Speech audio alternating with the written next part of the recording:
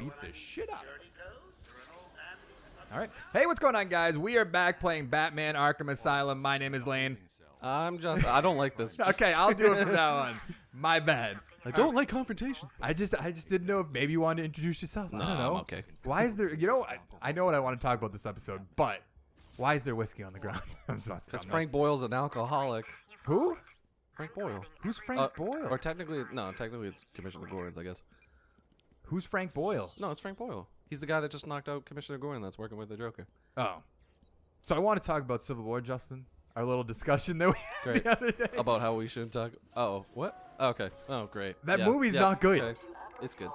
Okay, it's not bad, but where would you put it? Let's remove all the bad ones. Let's just say Ant-Man 2, bottom. If you had to rank it in the MCU, where would it go? Probably top 5. What would you put better than it? Winter Soldier, I'm assuming. Yeah. Would you put Infinity War above it? I have to rewatch Infinity War, but I wasn't like super impressed like everyone else was. Have you only watched it once?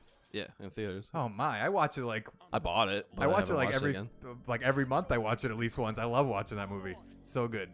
I'm not saying Civil War is bad. I'm saying no. I think Infinity War is just like a bunch of fan service and like moments, but like Strange and Stark being dicks to each other. Like okay, I guess they needed some Royce like shtick because they haven't met before, and then like. They're both. And then I really think the true determination of how good that movie is what Endgame that ends up being. True, but I'm not saying Civil War is bad. I just think people put it as their #1 movie before. I wouldn't put it #1. No. I don't think I'd put it. Let's see, movies I'd put better than Civil War. Infinity War. I really think Captain America: Winter Soldier is probably my favorite. I think it's probably my favorite too. Sometimes I'll just load up that elevator scene and I'm just like, I could just watch this all day. It's so great. And then even after that, it ratchets up and he's like throwing a shield at a VTOL. Yep. I just love that whole scene. It's awesome. I'm going up, aren't I? I like Doctor Strange way more than I probably should. I'll admit that. Yeah, I'm pretty sure that movie's kind of hot garbage. But oh no, that's not. It's probably the most important movie in the whole thing, other than probably. Just because he saw the future, I get it. No. I'm saying Doctor Strange is probably the most important movie for that whole series, other than maybe Iron Man 1, obviously, because it started it. And you could argue Guardians because it introduced the cosmic side just like completely, I guess, maybe. And it was probably pretty much the most off tone at that moment. Yeah, but like I feel like people put Civil War on a pedestal just because they fight in the airport scene. Don't get me wrong, that's fucking awesome. To be fair, it's also an Avengers movie that's not an Avengers movie. That's true. Probably also why people like, I don't have the Batclaw yet. I also think it's weird that I feel like this is just a plot thing. I feel like I understand why Iron Man picked the side he did and Captain America picked the side he did, but I feel like heading into the movie, I was like, they're gonna have to go the other sides. But that's not really a huge deal. I feel like Spider-Man being in that movie, people are like, oh my god, Spider-Man's in the movie for. But even if you don't have Spider-Man, that movie's still, that airport scene's still awesome. It is, but I feel like people. They just would have to think of a different Star Wars reference to throw in there. They pump up the movie just because Spider-Man's in it, I think. Because I don't think Homecoming's that good either. I know that. Yeah, I don't. That's gonna get me roasted probably, but. Well, to be honest, like, why are you having Spider-Man fight in the nighttime in the last act? I don't understand why every act 3 people are always like, oh, I hate when the villain's just a carbon copy of the hero. Well, I don't like it that it's all muddled and dark. I know why they do it to save money on like the effects and everything, but it's Spider-Man especially should be like like a beacon of light and like fight Vulture in the daytime. I don't know. The plot of that movie also doesn't make sense because Tony didn't want to be on the he wanted to be on the registration side, but then he's also helping Spider-Man fight or keep track of the Vulture and all this other stuff that makes no sense whatsoever. I don't understand. What are the point of these? Because they have. It's the spirit of Amadeus Arkham, and then at the end of it, you have to find out like actually somebody is, he's like still alive, and you're like, who the hell is it? I never obviously I never did all that. But Civil War, I feel like Zemo, he's a good villain in theory. But if your only counter argument against him is that his plan's convoluted, like look around. That's the most convoluted plan in any Marvel movie, period. Isn't the Joker's plan in The Dark Knight kind of weird? And isn't it a bunch of them? It's not like a cohesive plan. That's fair. That's a good counterpoint. I wish you said that when we were arguing the other day in text messages, because that just like puts a nail in the coffin, kind of. Oh, I know they'll lock me exactly in this jail cell. I know exactly where the payphone is. I'll have this guy eat swallow this bomb. That's fair. I mean, you can kind of get the guy with the bomb in there. The jail thing. No, I'm trying to think what else. Him knowing that Harvey isn't going to shoot him in the head is kind of a huge. That's a roll of the dice. But that's also kind of his character at the same time. Or putting quote unquote bombs on the bridges, and there's really no bombs. It was just a waste of time / But at that point, see who would leave, who wouldn't. At that point, it kind of is like he's been doing everything he said. You kind of have to trust that he actually put bombs on the bridge. He blew up the hospital.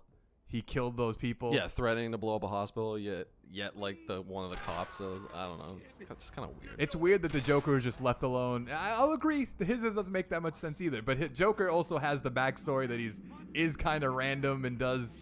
Isn't Zemo supposed to be like a smart? He doesn't have any superpowers, right?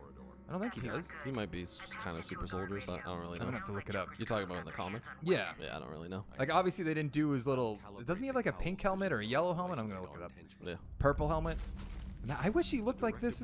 Don't you wish he looked like this just for a scene? I mean, he might come back. He's not dead, I suppose. Yeah, maybe they'll Red Skull him. I think in Endgame, we are gonna get a lot of... Oh. Let's see. First, abilities. Genius. Master Swordsman. We saw a lot of that. Hand-to-hand combat, skilled. Okay, it does say that he's smart, like really smart with his strategies. So they say everyone has genius level intellect. No, it says he's a skilled strategist. That guy almost messed me up. I just don't like. What if? Obviously, the beginning he blows up the. No, the beginning he goes to that house and gets the red book. He somehow drowns a guy upside down, even though his nose is above the water. Which I'll just ignore that part of the thing. That was just bad, like production design and whatever. Like, you know what I'm talking? He was hanging the guy Drowns him upside down? He drowned him upside down, even though his mouth and his nose were above the water. Which, whatever. That's just like, that's nitpicky. Wasn't the water going up, though? Yeah, but the top of the sink, his nose and his mouth are above the top of the sink, so it would be impossible for it to get to his nose. But that's just, that's being a little bit of, like, just a little nitpicky, so I'll ignore that. So he knows that the book is in the wall, even though the guy refused to tell him and just said, "Hail Hydra," as he drowned upside down. So I guess maybe we could say he ripped the house apart. Sure, he ripped the house apart, found the book, whatever. Frames Bucky, that makes sense. But from that point, how does he know Bucky doesn't get killed? Because Bucky could have just got. I guess his fallout plan is he could go. No, because he doesn't know where those soldiers are, right? Oh no, he's not even looking for the soldiers. He's just looking for that tape, huh? But he wants to really. I don't know. He doesn't know what happens the night. I'm pretty sure he wants to. I'm pretty sure he would use the soldiers if he wanted to. Yeah. But I'm wondering if he needed... I think he was there from what... well, it was mostly his plan was revenge against the Avengers. So yeah, I know that. He was probably just there for the tape. But I'm wondering if he... Yeah, because he killed the soldiers. He did kill the soldiers. But I'm wondering if he killed the soldiers because he didn't... Did he know about Tony Stark's parents dying by the Winter Soldier before he went into the movie? That's the question. Probably not. And if he... But then how did he... It's just so... The loopholes that I'm not saying it's a perfect plan. No, I know. But... It's because I'm all saying you can't really... Well, we were arguing Thanos' plan versus the other one. You're like, oh, his plan's so good because he has people do it for, has people go and get the stones. But his people failed. And then when he goes there, like, wouldn't you go in the order of the stones, like in like terms of usefulness? Yes. Like he gets the time stone last. Why? Why? No, he doesn't get the time stone last. He got the mind stone last. But yeah, I get what you're saying. When did he get the time stone? I don't remember. He got it right. Right before he went to get the mind stone. Strange gave it to him. Yeah. I've argued with Larry so much that he's like, oh, he just kept Iron Man alive because he just had a feeling. I was like, Doctor Strange says that he knows the one outcome. He's like, well, don't you think he would have told him? I was like, oh yeah, well, your argument with Larry is I shouldn't argue with Larry, period. Yeah, but isn't Thanos' plan something that you want to happen in real life? Oh, I do think we're overpopulated, yeah, a little bit. His plan, and I like that he does kill a few people. I also realized like, when we were arguing, like maybe like 2 hours after we were arguing that, I was like, I'll just save it for now. That I said that he didn't kill anybody. He totally kills people. His plans, his like motives is also kind of very two-faced of him, like just a world that's like a coin flip, and that's what's fair. So when he snaps his finger, it's just half the people. It's not like a certain demographic or something. I mean, that is more fair, because if you were gonna do that in real life, all the rich people would survive, and they'd be like, let's just kill all of the homeless people and the poor people and all that. So in theory, just snapping. Even though the argument is that like the government and everything is kind of why the people are poor. Yeah, kind of, but I said when we were arguing that Thanos didn't kill anybody, but he killed somebody. He killed Heimdall at the beginning. He strangles. Well, that's because Idris Elba didn't want to do it anymore.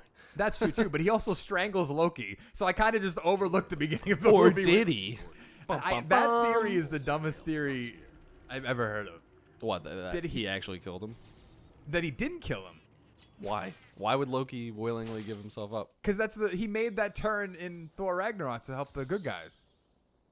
Yeah, so why would you go up to a Titan that's killing your people and be like, okay, I'm going to actually try to stab him and not holographic? Can you grab a hologram? I don't know, man. I don't think there's any precedent. Because I think in Thor Dark World, doesn't he get stabbed in the chest by the, what's that big hulking beast guy's name? I've never seen Thor Dark World, so. Like, he gets stabbed by like doesn't he think the elf's big brute guy, and then like Thor thinks he's dead. It's like the scene they reenacted as a spoof. Oh, in Ragnarok, when they're like, yeah, build a statue of me. Yeah, Matt Damon and I will, Sam brother. I'll tell them all about you. That's like exactly what happened, except it was a funny version of it. That's so I'm pretty sure he had like a chest wound, like a la Coulson. I just feel like he definitely strangled him to death. Oh, yeah, this guy's gonna open the door. Because as soon as you killed, you're obviously not gonna know the answer to this, but as soon as you strangle a projection, does it disappear? I need. Wouldn't you have to kill the source? I don't think Loki's dead.